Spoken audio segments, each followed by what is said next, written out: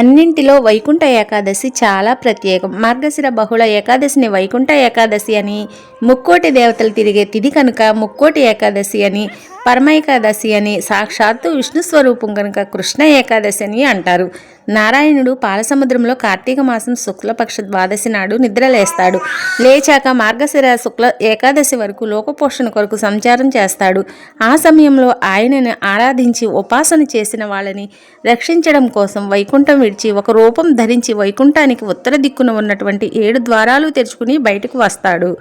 అలా లోకరక్షణ కొరకు బయటికి వచ్చే తిథి కనుకే వైకుంఠ ఏకాదశి అని అంటారు.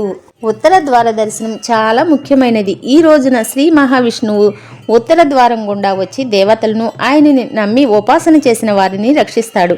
ఈ రోజున దేవాలయంలో ఉత్తర ద్వారం నుండి వెళ్ళి విష్ణు దర్శనం చేయడం వలన ఇహలోకంలో రుణ విముక్తి, భూ అభివృద్ధి అవుతుంది.